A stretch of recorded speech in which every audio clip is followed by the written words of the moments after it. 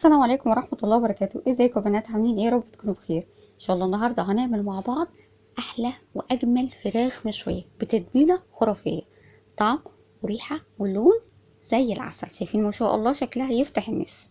هنشوف ده كله فيديو النهارده، بس قبل ما تشوفوا الفيديو لو كنتوا بتشوفوني اول مرة انا ام رودي، لايك وشير واشتراك في القناة. بسم الله ونصلي على الحبيب المصطفى عليه افضل الصلاة والسلام، ونبدأ بقى الفيديو بتاعنا ونشوف هنعمل الفراخ القمر دي ازاي. يلا بينا. اول بقى حاجه هنجهزها هي التتبيله، والتتبيله بتاعت النهارده هتتقسم لجزئين. اول جزء تتبيله البهارات، عندي معلقه كبيره من الملح، نص معلقه كبيره من الفلفل الاسود، نص معلقه كبيره من الكزبره، معلقه من الكاري، معلقه من الكركم، معلقه من البابريكا، وكمان عندي معلقه صغيره من السكر، ومعلقه كبيره من بهارات الفراخ. عندي كمان 3 معالق كبار من الزيت، عصير ليمونه كامله. هبتدي بقى اقلب ده كله مع بعض. شايفين اللون ده بقى بيدي لون وطعم وريحة للفراخ رهيبة. قلبت كله كده مع بعض وكده التتبيلة بتكون جاهزة. بعد كده هبتدي اجيب الفراخ اللي انا غسلاها ومصفياها كويس جدا.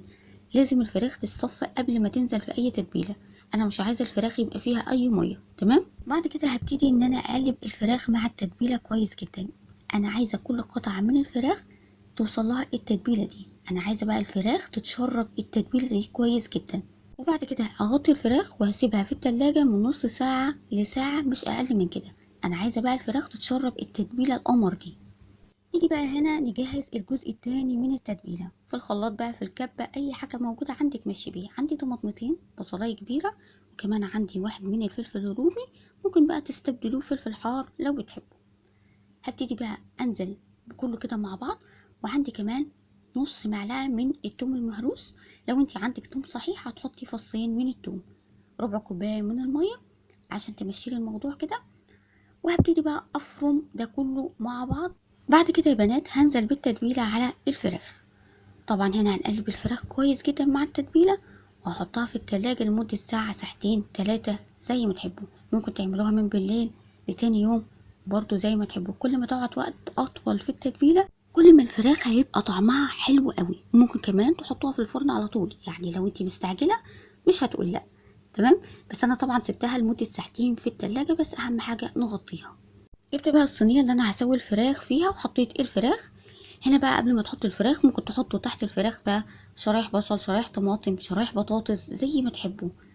طبعا الخضار ده بقى اللي انتوا هتحطوه تحت الفراخ هيتشرب بقى من التتبيله من الفراخ، وهيكون طعمه تحفه جدا. تمام. خلاص كده حطيت الفراخ في الصينيه. هبتدي بقى انزل بقيه التتبيله كده على الفراخ. انا مش هضيف ميه لان طبعا التتبيله كفايه قوي ان هي تسوي لي الفراخ. طبعا التسويه بتتحكم فيها حجم الفراخ، يعني حجم الفراخ لو كان كبير هياخد وقت شويه. لو انت حاسه ان الفراخ كبير شويه تقدري تضيفي ايه، ربع كوبايه من الميه. انما لو الفراخ زي كده صغير انا ما ضفتش ميه، والتتبيله كانت كفايه قوي لتسويه الفراخ. هنا بقى قبل ما احط الفراخ في الفرن حطيتها على النار لمده 5 دقايق كده، واول ما ابتدت تغلي كده زي ما انتم شايفين غطيتها وحطيتها في الفرن في الرف الوسطاني لحد ما الفراخ تستوي.